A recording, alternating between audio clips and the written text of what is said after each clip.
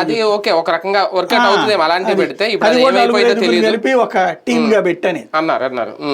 అది ఒక పద్ధతి. ఇప్పుడు డ్వాక్రా గ్రూపులకి 10 మందికి కలిపి 10 లక్షలు 20 లక్షలు ఇస్తారండి.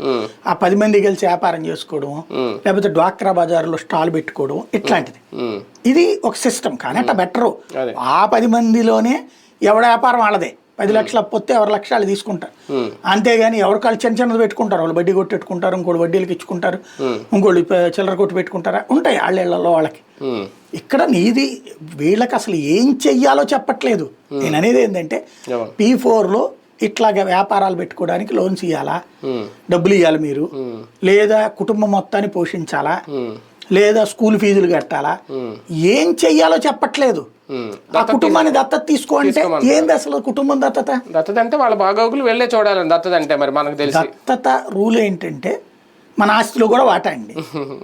దత్తతలో మన ఆస్తిలో వాటా వెళ్తుంది. దత్త కొడుక్కి వాటా ఉంది, దత్త కూతురికి వాటా ఉంది. ఇప్పుడు వాళ్ళని దత్తత తీసుకుంటే మన ఆస్తి రాసి ఇవ్వలేదు వాళ్ళకి. అదే కదా.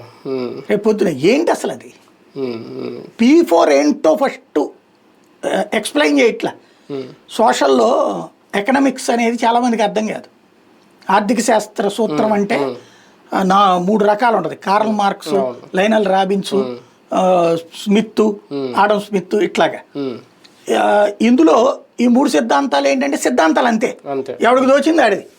ఇప్పుడు అట్లాగే P4 అంటే ఎవడికి దోచింది ఆడు అనుకోండి, ఏంటో తెలియదు. చంద్రబాబు గారి సిద్ధాంతాలు అదేంటో అర్థం కాకపోవడమే సిద్ధాంతం. అదే పెద్ద రాద్దాం. తెలుగుదేశం అంటున్నారు కదా, అప్పుడు ఏమైనా క్లారిటీ ఇస్తారేమో మొత్తానికి.